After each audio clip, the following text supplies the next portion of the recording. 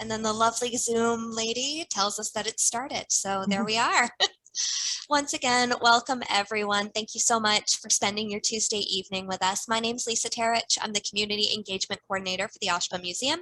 I am joined tonight by my coworker, Jill Passmore, who is the Visitor Experience Coordinator at the museum, and by Nicole Adams, who is the Local History Librarian at the Oshawa Library. Sorry, Local History and Genealogy Librarian at the Oshawa Public Libraries.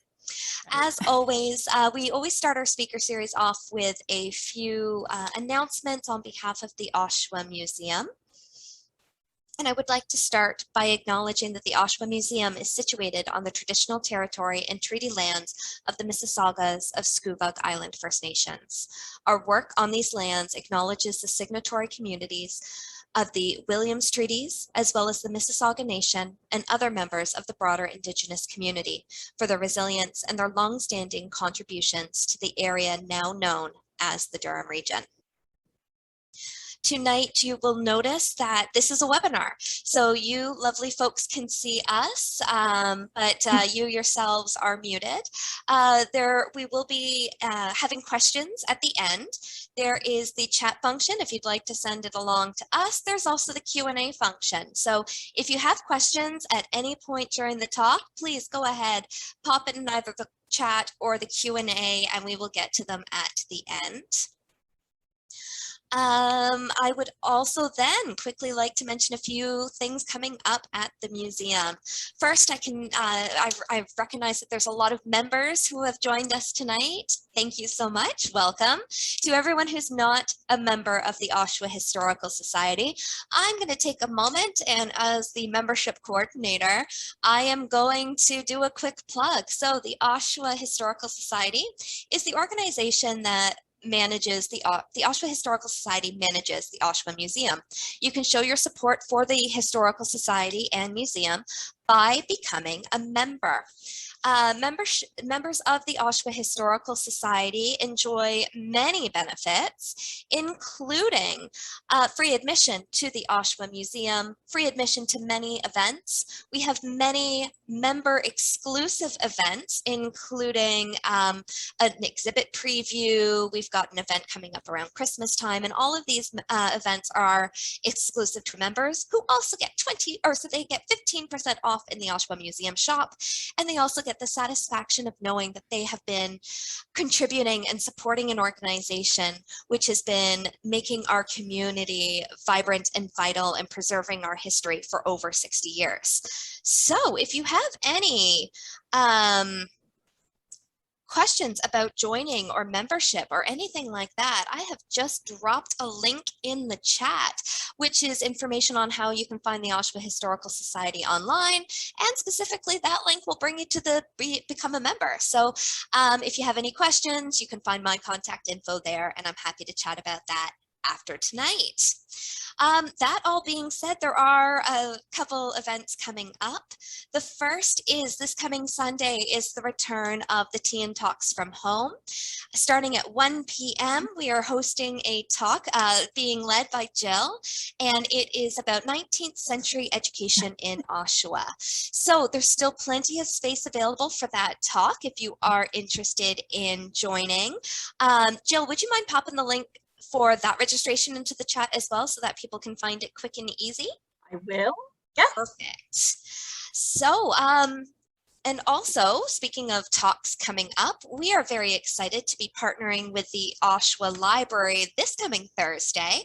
It will be Melissa Cole, the curator for the Oshawa Museum, and Laura Suchin, our executive director, and they are reflecting back on the 1918 Spanish flu epidemic and its impacts here locally in Oshawa. Nicole, if I'm not mistaken, there's plenty of space left in that talk as well.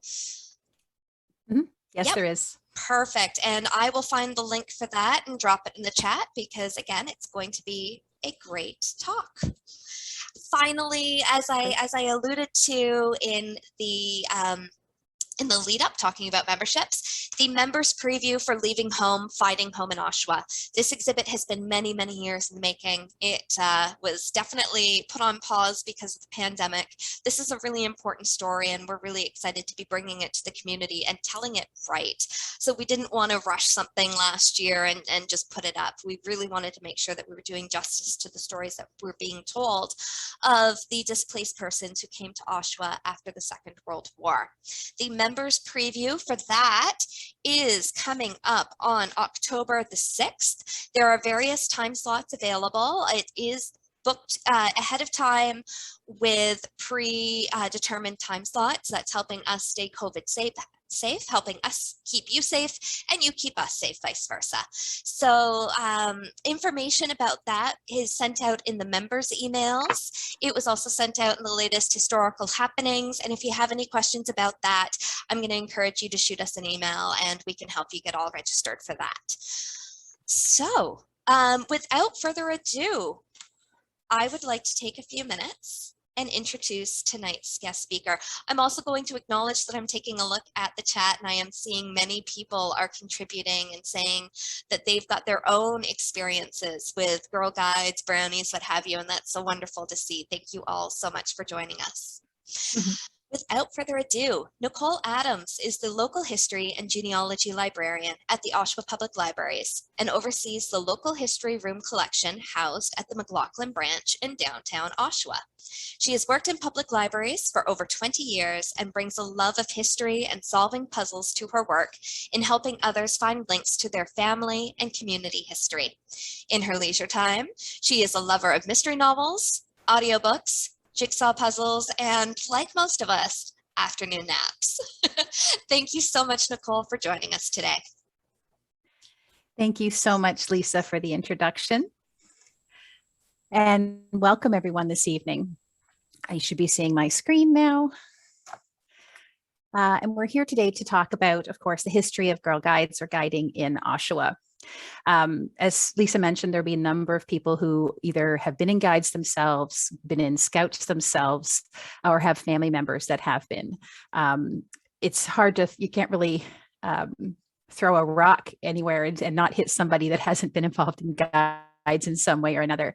I myself was a brownie in the 1970s and early 80s, and I was telling a coworker of mine that because brownies is for ages 7 to 9. And I aged out of that and I went into guides, and I had a teacher who was giving me way too much homework and I couldn't keep going with the guides. I had to stop the guides in grade 5 because I was too beaten down with homework. I couldn't believe it. And I do still have my brownie badge sash with all my badges on them, and a couple of little ornaments that I made as well. So it's like little memories that I have. And my husband was in Cub Scouts, so we all have a little bit to share. Now, when we're talking about the history of guiding in Oshawa, we can't really begin to talk about that without, of course, discussing the origins of scouting and Girl Guides worldwide. The origins of Girl Guides is in the Boy Scout movement. The founder, Lord Baden Powell, he fought in the Boer War, and he was in India, and he came back as a war hero. And he came back also with ideas of how he'd seen how young men learning how to be good scouts during the wartime was a good skill to have just in life. And he came back with the idea that he wanted to develop a scouting movement for young boys, because wouldn't it be a great thing if they all had these useful skills to serve others, as well as develop really useful skills. So in 1908, he published the book Scouting for Boys. And in 1909, he had a rally and over 11,000 boys showed up, and a few girls.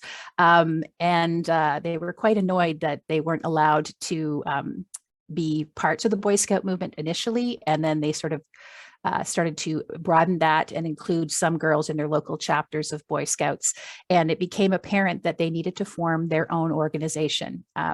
This is at a time, too, when you have to realize that a lot of literature at the time in the newspaper was saying, well, girls can't be Boy Scouts. They don't have the energy. They don't have the skill sets, of course, assuming that women wouldn't be interested in outdoor adventure and learning useful skills such as, camping and building and serving the public outside of the home, volunteering, doing good deeds.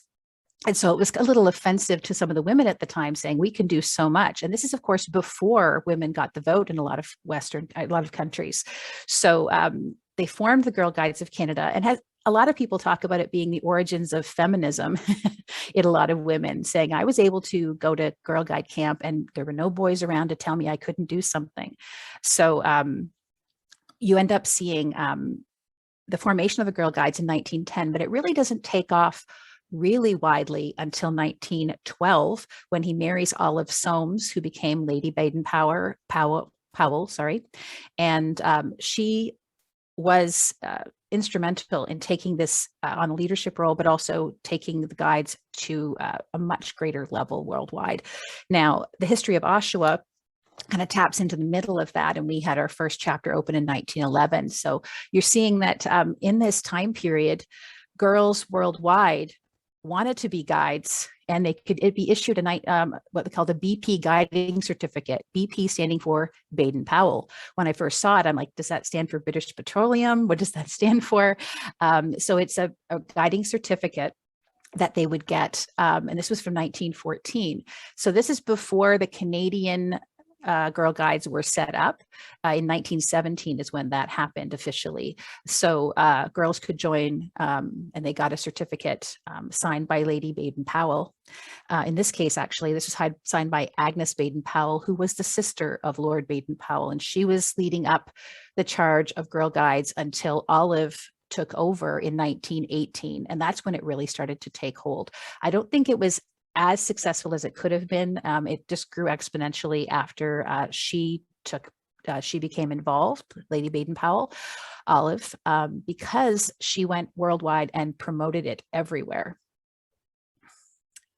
And even up to the this is a 1930 certificate. This is actually in the UK. This was actually signed by Lady Baden Powell, certifying that this person is a member. And the nice little uniform there. Now, the first Oshawa Company formed in 1911. So this is shortly after the first Canadian chapter started in 1910 in St. Catharines. So they beat us to it. So this was formed, and they met in Adelaide House, now the YWCA in Oshawa. But also meetings were held in the homes of Adelaide McLaughlin, Vera Moyes, and Verna Conant, who later became Ontario Provincial Commissioner of the Girl Guides. And I was speaking just before we started to Jillian Passmore, who is, of course, the Visitor Experience Coordinator. And she's done a bit of research into Verna Conant and a little bit on the guides. So she said she'll pipe in if anybody has any questions about Verna, because I really don't delve into too much of the history there. It's just to be said that a lot of women who were married to men of influence in the town were who had the time to spend volunteering their spaces and the time to get these up and running were instrumental in making sure that the Oshawa Company was successful. Now, we don't have any pictures of the 1911 group, but this is the 1914 group, the first Oshawa Company. This was at this point now meeting at St. George's Church. They were known as the St. George's Chapter. At the bottom, you'll see it says St. George's and Oshawa.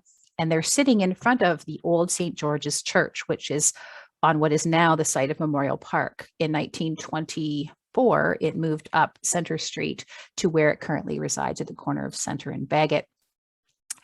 And you can see the uniforms here as well. The uniforms you'll notice in photographs evolve over time.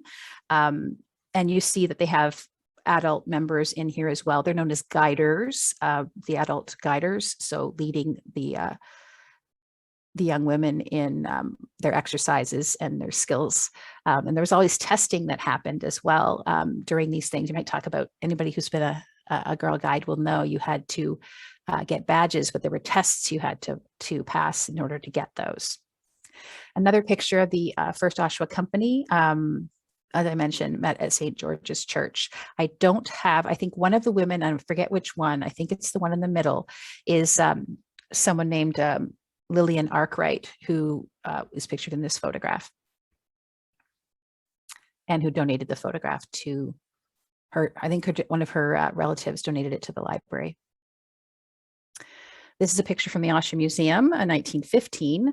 This is girls are posed outside of Mrs. Fred Bull's house. And you notice as well that the Union Jack is prominently displayed in both of these earlier photographs. In the background, you can see very much attached to, at this point, King and Country. Now, the fifth Oshawa Company forms in 1931. I just wanted to mention that we have quite a bit of documentation about the fifth Oshawa Company. There were a number of notebooks and photographs from this time period for the fifth Oshawa. We don't have a whole lot of the other companies. They all started in the second, started in the teens in 1918, and then you have the third, fourth, and fifth starting in 1931, and then the sixth starts in 1932. Now, this one actually met at King Street School, and it mentions some of the Mrs. Gordon Radcliffe at the top, who's their captain. And I believe this is her nice handwriting here from 1931. Sorry, the company was organized in 1931, September. Now, some of the members of this group, and I love this picture on the right. This is Edna the Brownie and Edna the Guide. So this is one little girl, and she gives a report, which is on the left, about her first night in the guides. And so the notebook that we have has a number of different photographs of guides at the time, just saying how it was when they first went on their first camping trip. One of them talks about going on a hike down near the CPR rail tracks, meeting up with some Boy Scouts to have competitions. So it's interesting to read about these and how very much proud they are. You can see this picture of Edna the Brownie looking very proud in her brownie uniform. Now this is, sorry, just a moment. We've got here Clara Schubert in 1932. She's also mentioning here her first hike. So, and you notice the penmanship on here as well. And these are taken from the notebook of the fifth Oshawa. Now, the captain, as I mentioned, is Mrs. Gordon Radcliffe, and she's the first captain of the fifth Oshawa Company. And she's significant because she took a trip in 1932 to Switzerland. She happened to be going to Switzerland, and it was at the time when they were launching or opening a brand new chalet called this. They joked it called it the Swiss Chalet. It was in Switzerland, or the just our chalet, that was opened with the funds from an American benefactor who wanted to make sure that the guides had a place to go. Guides worldwide could travel there and stay there. And you'll notice on the right-hand side, Mrs. Radcliffe went around and got signatures of people at the time. And one of the signatures, actually two of the signatures, are Lord and Lady Baden Powell. So there's the signatures that we have originally in the book that she handed them the book, and they signed them, and then she brought them back. So I was really thrilled to see that, actually, when I was going through. And you notice beside their name, it says the founder and the chief guide. So he is the founder, Lord Baden Powell, and his wife, Olive, is the first chief guide. And she was the only person to hold the title of chief guide worldwide. And you notice a little note at the bottom saying these signatures were obtained specially as a great favor to the fifth Oshawa Company. So I thought that was a really neat thing. And she did a little sketch of the chalet sitting in the middle of the Swiss hills. Now, something significant about Oshawa is they had the very first Ukrainian guide company. It's called the Sixth Oshawa Ukrainian. In 1932, it was formed. Their meetings were held initially in on Verna Conant's property, and then in their local church before that, or sorry, after that. And it was the only Ukrainian company in the Dominion of Canada at the time. So that was significant because Oshawa did have a very large Ukrainian population, which was formed in the Bloor and Ritson area of Oshawa. At the top, you'll notice it says our second church parade, May 1933. So this is the year after they were formed, and they're lining them all up to go into the parade. This is a scan from the book of the 6th Oshawa Company, showing some of the surnames of the young women that are in the guides at this time. And it even lists their street address. So I can't wait to digitize. I actually have digitized this whole book, but I need someone to transcribe it. I've got a student working on that. And we're going to have an exhibit online, hopefully later this year, that'll have most of the materials that I'm presenting here, but also a lot more.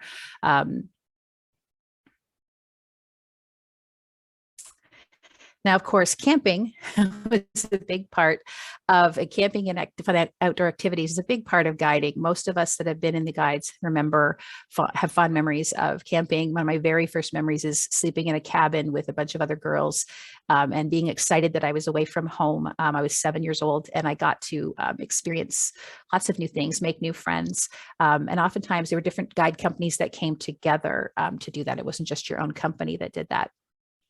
I love this picture. They seem to be having so much fun.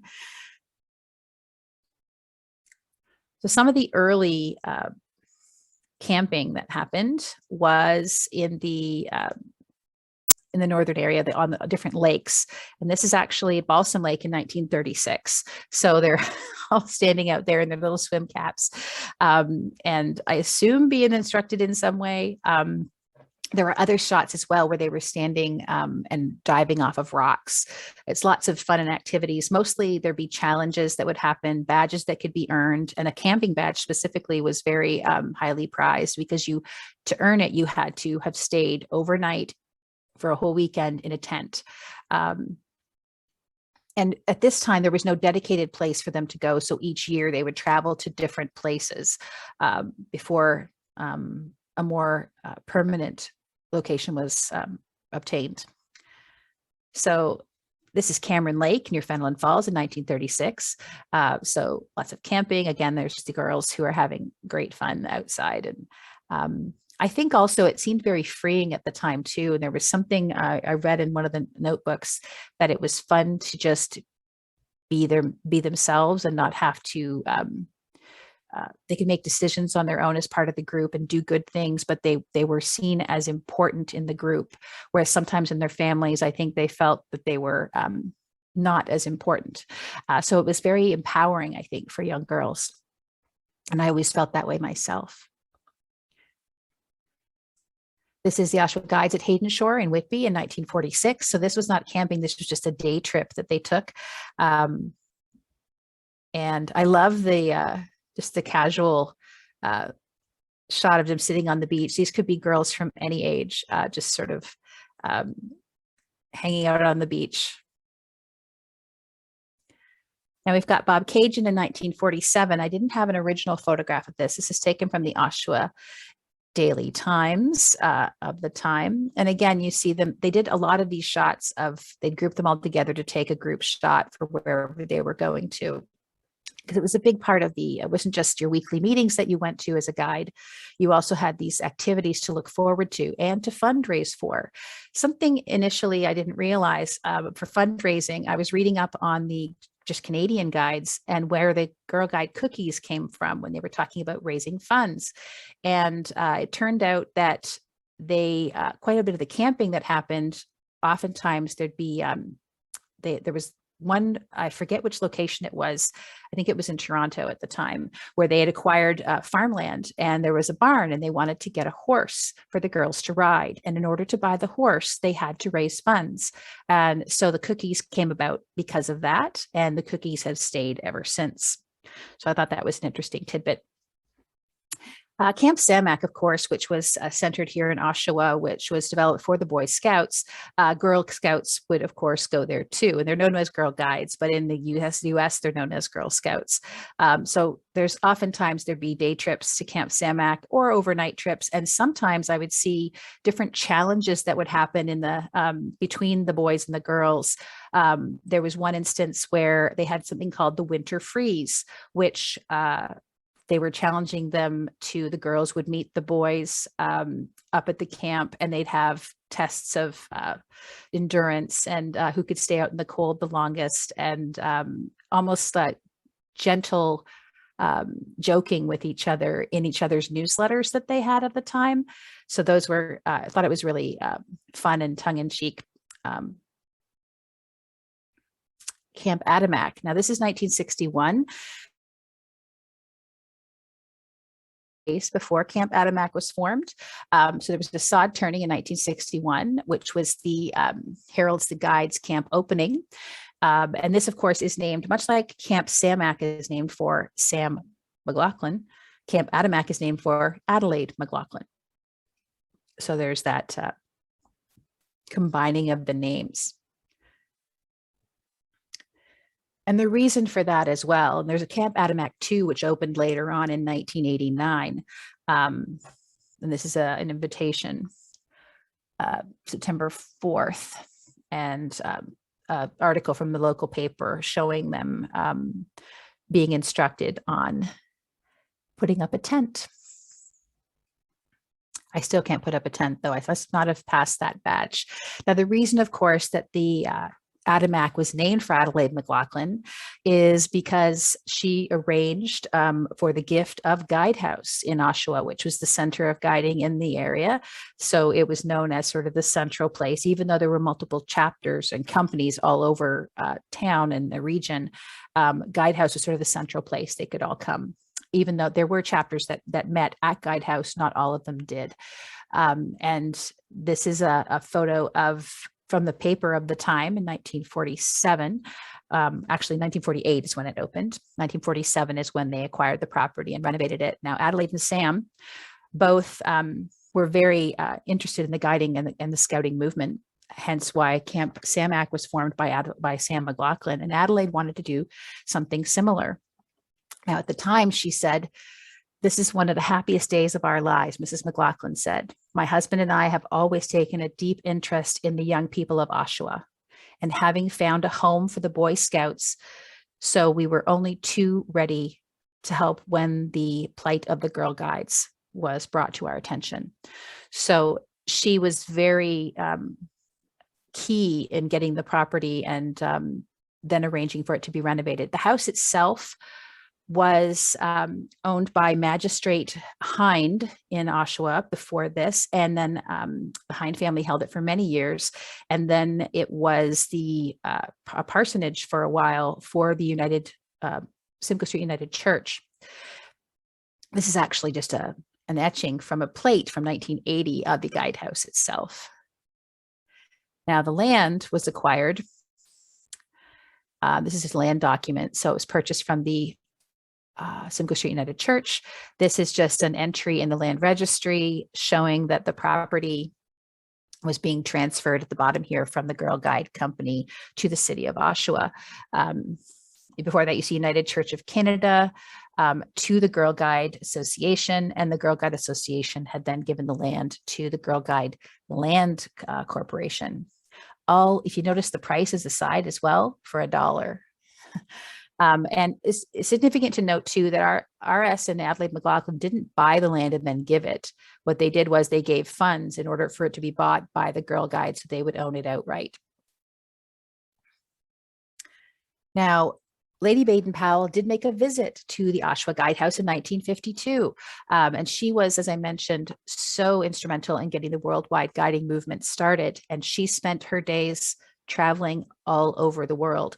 Now, her husband was 35 years older than she was. So when they married in 1912, she was just a young 23-year-old, I believe, and he was in his 50s. And sadly, he died in 1941 in the middle of the war. And she had young children. Actually, she had grandchildren at this time. And she made it her business to go around and she dealt with her grief by continuing on with her husband's mission to make guiding and scouting widespread across the world, and the ideals that he wanted to instill in young people. Now, of course, what does it mean to be a Girl Guide? Now, I hadn't thought of this in such a long time, and I came across this and I thought, I remember this. I could have said it from memory. The promise of the guides is, I promise on my honor to do my best, to do my duty to God, the Queen, and my country, to help other people at all times, and to obey the guide law. It's, as soon as I said it, it was like the Lord's Prayer in my head. I could just hear it. Now, something to be mentioned as well. Early on, this was very much a religious, had a religious space as well. So lots of talk. There was the Guide and Brownie prayers, lots of hymn books in the collection that we have, different Bible studies that would happen as well as for the Girl Guides. Now, this is something that's changed over time, but early on, that is what a lot of what it was about. And then, of course, it lists the different laws to be trusted, to be loyal, and to help others. So I think a lot of these things are skills and abilities that anyone would want to see as their young person growing up, which they learn in school as well, but outside activities, interacting with others and learning the importance of giving and contributing to society is something that you can't be undervalued. Now, in 1973, there was a new guide who was who was moving up, what they call flying up from brownies to guides. They always talked about you flew up from one to the other. So from brownies to guides, to pathfinders, to rangers, and later on to, they added the Sea Rangers as well. But Miss Daisy Clark was the woman on the right, was the very first captain of the first Oshawa Company. And she was meeting the other woman next to her on the left was a member as a child of the guide group, and the girl in the middle is just becoming a guide. So I thought that was an interesting intergenerational, and they're looking at the comparison at the bottom of the new scarf that they wear. And they were talking in the article that I read about how things had changed over time, but how certain ideals hadn't changed. And I really thought that was an interesting perspective. So there's many years of memories, of course, in Guidehouse. And sadly,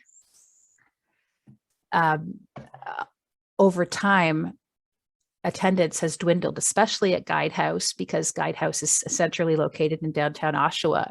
And most people going to their local guide groups, their weekly groups, would want to go in their neighborhood and not travel to the Guidehouse. And so they found attendance was dwindling, and it was hard for them to keep going. Now, all of the materials you see here were part of the Guidehouse archive, which was held in Guidehouse. And up until the point when it was put up for sale. So it was closed and put up for sale in 2014. And they did, two members of a local genealogy group that comes to the library were chatting with me about the guide group. And they said it was really sad that they had to close it. And they themselves had stored multiple 30 or 40 boxes of archival materials that the Central Ontario Command of Girl Guides didn't want. And I immediately stepped in and said, would you want to donate them to the library so they can be seen by others? And they agreed and dropped off 40 boxes of materials and file folders and booklets. And this is still being organized. As I was pulling together materials for this collection, because it was sort of a central place, the Oshawa Guidehouse, chapters from all over the region would send their materials to be stored in the archive. But they weren't, it looks kind of organized here, but oftentimes some of the boxes would have duplicate material. And here I was looking for things for the presentation, and it was spread across multiple boxes and containers. Also part of this collection are Girl Guide uniforms, badges, buttons, pins, all sorts of materials. Some of the uniforms, we worked with the Oshawa Museum, and the curator there, Melissa Cole, took away a lot of the uniform materials so they could put them on display at the Oshawa Museum. We do still have some in our collection that she didn't want as well. We have part of this collection too are old promotional materials, as well as Girl Guide cookie boxes. There's no cookies in them anymore. These were the empty boxes that they had to sort of like the template when they were designing new boxes. These are the ones that I have in the collection. And there's plenty of books as well, all sorts of notations on how to be a good leader in the guide group, programming ideas to keep the kids engaged. And you'll see on the top, in the black in the center here, these are note cards listing every single person that was part of each chapter and in which boxes there's more information about them. The problem is this got a little mixed up. So I'm still working to sort of coordinate with that, with the volunteers who worked in the group to help me sort that out. Because there was someone who kept track of every time someone was mentioned, they kept a note card. Especially the early years, this was instrumental in helping me. So this was the donation that we received in 2019, late in 2019. And then of course, COVID happened in early part of the year and in 2020. And I didn't have a lot of time to pull this together, the collection rather. So in the last year or so, it's been a slow process to get that done. There'll be more digitizing to happen. And I'm sure you all might have memories or maybe materials you'd either like to look at or donate to the collection. So I'd encourage you to reach out. If you have printed materials, the library or the museum or the archive would be interested, and especially Oshawa related early guide materials are very much prized as part of this collection. And if you have any to donate, we would be very interested in speaking with you about that. So that is all I have to speak to today. There is so much more about the history in a small half hour, 40 minutes. It's hard to discuss all of it. Of the multiple boxes of materials that I looked through, there's just a wealth of information and photographs. I wanted to scan everything for this presentation, and I just couldn't possibly. So there'll be more to come, and check out, there will likely be a video that I'll do on this. Actually, we're recording this presentation this evening, but in future, I think I might flesh this out into more of an exhibit and another longer presentation on this topic. If you have any questions, please reach out. My number's on the screen, or reach out by email. Thank you.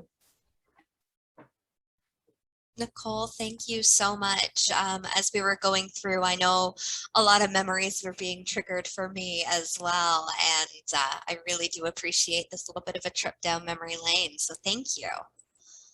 There has been some wonderful comments in the chat regarding people and their memories being guides, rangers, different things like that, which is so lovely to hear as well. Just a reminder, if you have any questions for Nicole about guiding, about anything that was said in the presentation, please feel free to use the chat function or the Q&A, and we will be sure to address it. Maybe I'll just kick it off with a quick question because I'm kind of interested. Nicole, what is your favorite discovery that you've had so far going through this collection? I think it was that that notebook that was signed by Lord and Lady Baden Powell. I didn't really expect to see it. I was looking through the booklet and it had already been scanned. So I was going through the digital images and I saw that, oh, she traveled to Switzerland as part of this trip that she was going on. And I saw, oh, there's some signatures. And then next to their names, I'm like, oh my goodness, these are actually their signatures from that time period. And she went over in 1933, 32 when that happened. And Lord Baden-Powell died in 1941. So that was something surprising. I didn't expect to see more of an international touch to it. I was expecting to see Oshawa related, but you know, it's international sometimes, things we have in our collection. For sure. And it's exactly like you said too, it was the surprise of it, which I'm sure would have been just absolutely delightful. Yeah, I did also, I didn't realize that there was an individual Ukrainian company, the Sixth Company, and that I think it's a very interesting piece of history that we were the only ones to have a Ukrainian company at that time. And a wonderful reflection of our community as well, and how diverse so. and how strong the presence of the Eastern European communities were. So Very much so. Merle has a question. Are there any mysteries in the collection? Things that puzzle you and have you wondering what they are all about? Mysteries.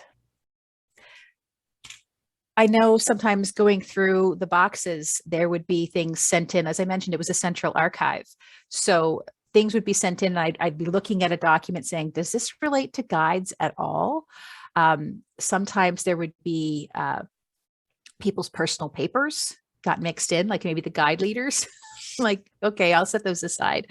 Didn't relate to guiding at all. I think sometimes the photographs that I have, especially the early photographs, some of them, the archivist, the volunteer archivist at the guide house did a very good job of labeling whatever people she could possibly label.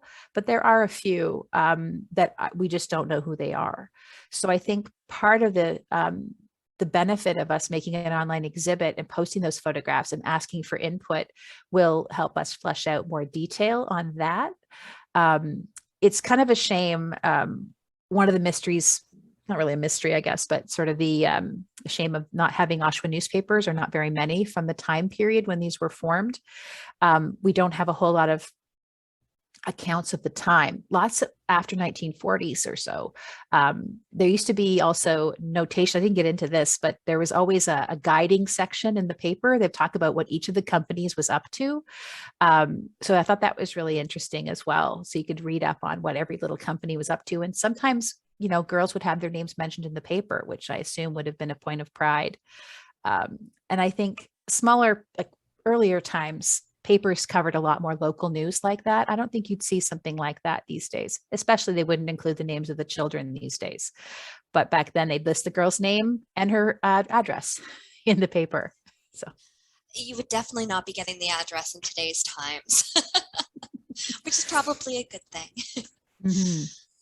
Another question from the chat is, what is the status of Nicole, guide? I have a quick question. Oh. Yes. Oh, sorry. What is the status of Guidehouse now? It was sold, and I believe it's being used for. I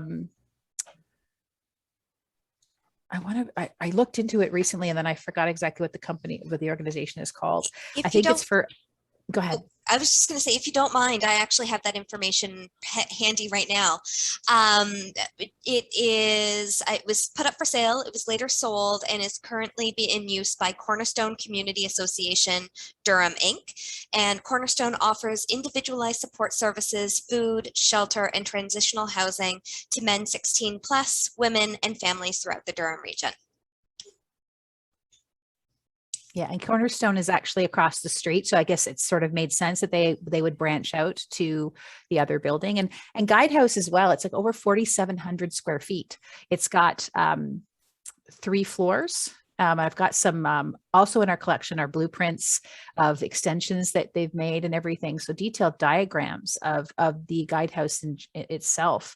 I was surprised at how large it actually is: a full basement, ground, second, and third floor. So yeah, it is, it's quite a good property for them to have. And it's very much, they're still doing the good works, I think, that Guidehouse stands for. So. Great. Nicole, I have a quick question. The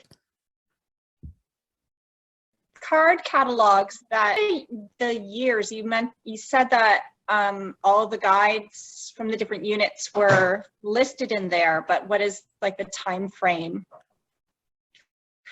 I'm just curious. I was a brownie, a girl guide. I'm thinking with my. Yes, it would. They're pretty much current, I think, up to the 2000s. Wow.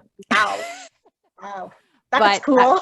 I'm not sure about every company, like every brownie and every guide and I'm not sure if everyone's, it depended on the groups themselves sending that information to the archive.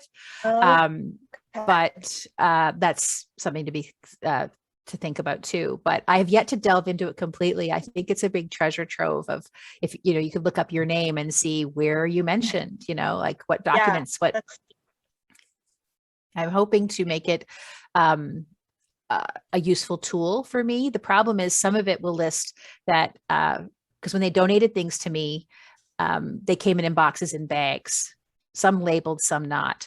And the card catalog refers to in blue bag in gray cabinet in basement. Okay, great. Where am I going to find that now? So that's kind of what I'm dealing with.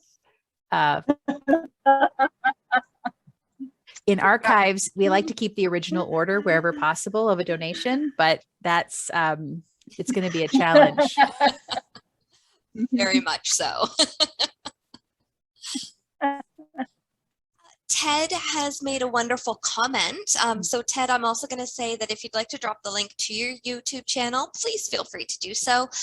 Ted says that he has some video of the guides around 1939 in a jamboree in his grandparents' property in Harmony. They're on his YouTube channel and everybody's welcome to view them. Also footage of the Baden Powells at the C&E gates. So yeah, please drop the link to your YouTube. I'm sure there's lots of people who would be interested in seeing that. If I'd seen it before, I would have included a clip in here. Right? Thank you, Ted. Always rely on Ted to keep that. He's such wonderful videos up there. Please check it out. Yes, such a wealth of photos and videos and just, yeah, very, very cool stuff. There's another comment saying she will be, thank you for the talk. They went to, she and a friend went to Tate's Point to camp in tents. They were told to dig trenches around the tents just in case of rain. Maybe that's, I am infamous with my coworkers that anytime I go to camp, it rains, like guaranteed. Maybe I need to take up the habit of digging a trench around my tent. Well, that's an interesting comment with regard to Tate's Point. I do have a lot more photographs of some of the file folders were about camping, each of the camping spaces. And Tate's Point was one of the ones I probably have 30 or 40 photographs from Tate's Point. I think in the 40s and in the 50s and some in the 60s, I think. Actually, not the 60s, because then they had Camp Adamak, so they didn't go to Tate's Point. But I didn't realize, because I wasn't a guide in Oshawa. I was a guide in New Brunswick. I didn't move to Oshawa till I came to high school. And so all of these in my town, there was like one guide troop, one brownie, that was it. So it's amazing to me that there was all these wider wider groups. And it wasn't just Oshawa. Oshawa became such a popular hub for this. They formed their own division. It used to be part of something called Central Ontario. And they sectioned it off and made it its own division because it was that popular. And there's lots of different companies in Oshawa. I think they got up to like the 37th company or something like that. So I am taking a look. There are two other questions.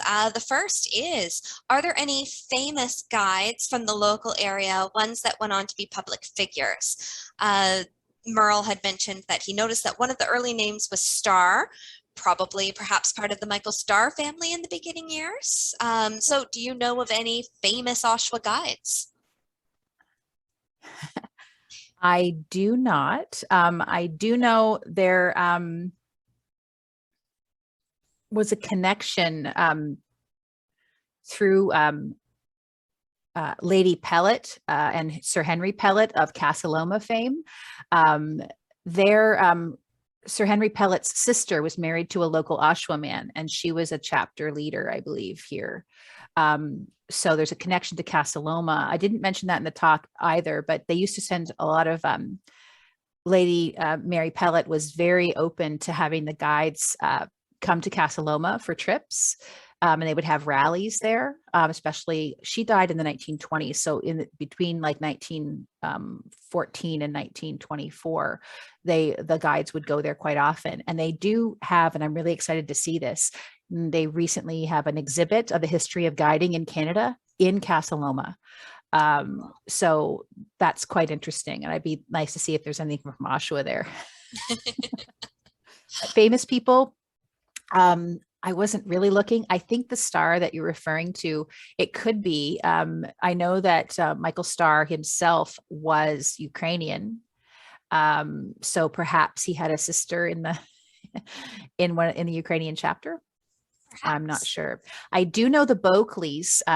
There were 3 Boakley sisters that were in that original photograph from 1914.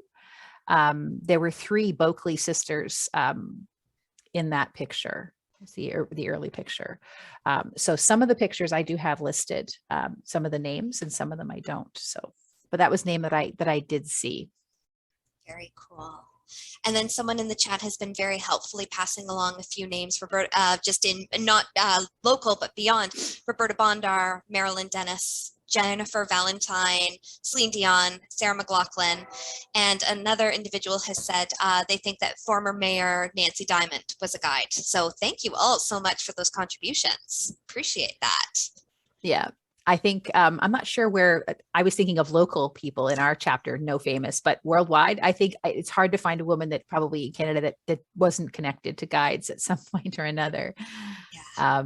But Nancy Diamond, not sure if she would have been here or somewhere in Durham region, I believe. Yeah, I don't know much about her background as well, other than she was a prolific mayor in the 90s. And then the final question that I'm seeing, were there membership fees? Yes, they were minimal to start with. And I know there were also, there was a mother's committee as well that was like $1.50 annually to join, I think. And the girls themselves, they had to, of course, uniforms were made by their mothers, and the scarves, I think they acquired, but they could make their own uniforms. That was a skill. You could get a badge for that, I think. And later on, when I was a guide, you had to buy the official guide uniform. But I think cost-wise, it was pretty cheap to start with, because it was just dues to keep the chapter going, to rent the space where they were meeting. I think it was a couple of dollars, but I don't really know for sure to begin with. I know that part of the Brownie and Guy uniform had a little pocket, that little pouch that was attached to the belt. That was for your dues. So your mother would give you your change that you would give to them to pay dues. So for me, I think it was maybe 50 cents a week, and that was in the 70s. So, it was probably like a quarter or a nickel when my mother was a guide. So annually, it was probably only a few dollars to start with. Just to compare, you can now shoot them in e-transfer, yes, or get online. It's changed quite a bit over the last while. Yeah. No longer part of the uniform. No. Oh, changing with the times. That's amazing.